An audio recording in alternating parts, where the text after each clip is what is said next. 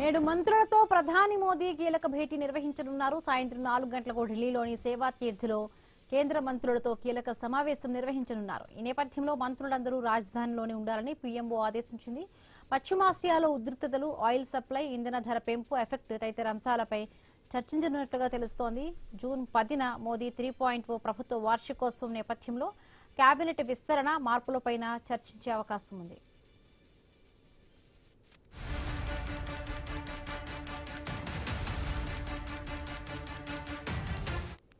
నేడు మంత్రులతో ప్రధాని మోదీ కీలకమైన భేటీ నిర్వహించనున్నారు. సాయంత్రం 4 గంటలకు ఢిల్లీలోని సేవా తీర్థులో కేంద్ర మంత్రులతో కీలక సమావేశం నిర్వహించనున్నారు.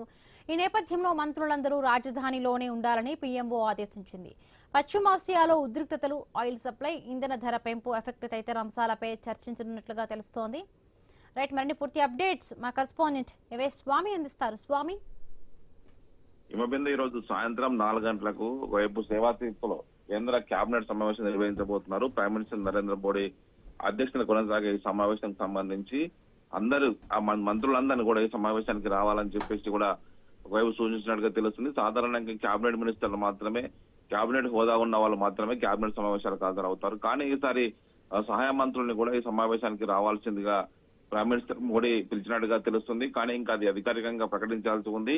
అయితే త్వరలోనే కేబినెట్ రీషఫిల్ చేస్తారు కాబట్టి వీళ్ళని కూడా కేబినెట్ పిలిచి ఆయన ఆలోచన వారితో పంచుకునే అవకాశం కనబడుతుంది.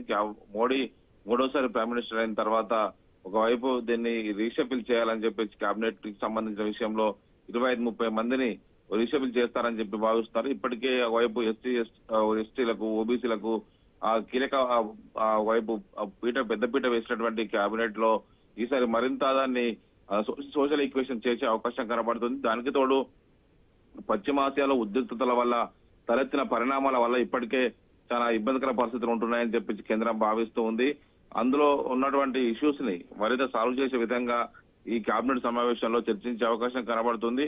దీనికి తోడు ఒకవైపు దేశవ్యాప్తంగా పొదుపు మంత్రం పాటించాలి, ఒకవైపు ఈవీ వెహికల్ ఎక్కువ వాడాలి, పెట్రోలియం ఉత్పత్తులను తగ్గించుకోవాలి, విదేశీ మారక నిల్వలు తగ్గిపోతున్నాయి కాబట్టి వాటిని కాపాడుకోవడం కోసం ఇలాంటి ప్రికాషన్స్ ని కేంద్రం తీసుకుంటుంది. ఇప్పటికే షుగర్ లాంటి కీలక ఎక్స్పోర్ట్స్ అన్నింటినీ కూడా బ్యాన్ చేసింది.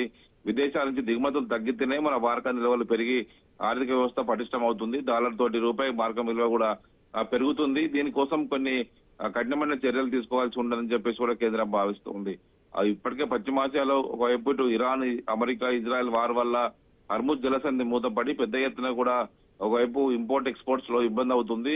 ఒకవైపు పశ్చిమాసియా దేశాలకు పెద్ద ఎత్తున భారత్ నుంచి వస్తువులు ఎగుమతి అవుతుంటాయి, అక్కడి నుంచి క్రూడ్ ఆయిల్ దిగుమతులు అవుతుంటాయి, ఎల్ఎన్జీ గ్యాస్ దిగుమతి అవుతుంటుంది. ఇలాంటి వాటి విషయంలో తలెత్తిన పరిణామాల విషయంలో ఆర్థిక వ్యవస్థ అంతా కూడా గాడిన పెట్టడం కోసం ప్రైమ్ మినిస్టర్ నేరుగా దేశ ప్రజలకు ఒకవైపు పొదుపు మంత్రం పాటించాలని చెప్పి సూచిస్తున్నారు. కొంత పొదుపు మంత్రం పాటించినా కూడా ఒక రోజు ఒక వ్యక్తి 1/2 లీటర్ పెట్రోల్ ఒకవైపు ఆదా చేసినా కూడా దేశ ఆర్థిక వ్యవస్థ పైన కోట్లలో లాభం చేకూరుతుందని చెప్పేసి కూడా ఒకవైపు లెక్కలు వేస్తూ ఉన్నారు.